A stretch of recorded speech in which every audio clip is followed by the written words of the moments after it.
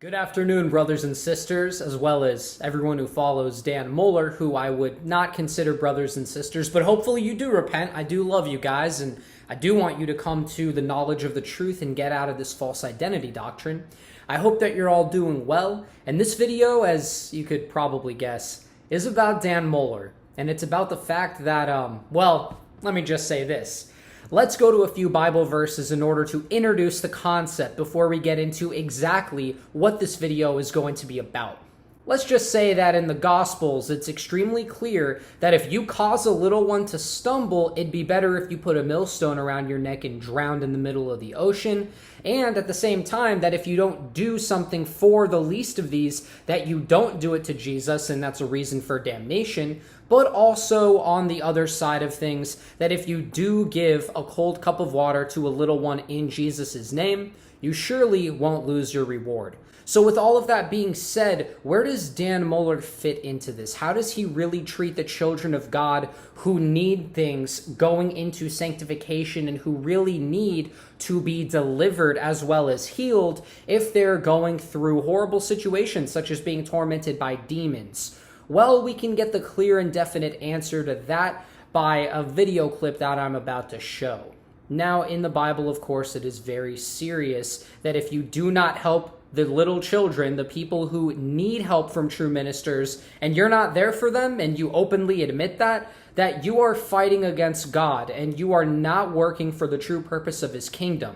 On the other side of things, we see that Dan Mohler often propagates a false love and has people tricked and fooled into believing that he actually does care about people, but it's very vain and self-serving. We see that when he actually is called on to help the true children of God when they say they need something, he's not exactly there for them, and I'm going to fully prove that right now.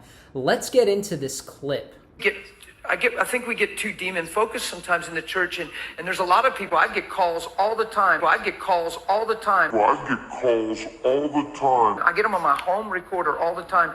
Please call me. I need deliverance. I have a devil. And I'm thinking he is such a snake in the grass. And I'm thinking he is such a snake in the grass. And I'm thinking he is such a snake in the grass. The people that I have seen that were possessed had no clue they were possessed. And they got free and didn't even know what happened. So watching this, we can clearly see that he was calling this individual, not the demon, a snake in the grass, because he was saying that people who are possessed by demons don't even understand what's really going on, thus implying that this person did know what was going on, that they were in their right mind, thus they couldn't have been possessed, yet they were saying that they were. So we know that Dan Mohler is calling this person a snake in the grass. There is no doubt about that. And at the same time, this is very unfortunate for Dan Mohler and his spiritual health, or lack thereof, because of the fact that he's not helping people who really need his assistance as far as deliverance and getting more sanctified.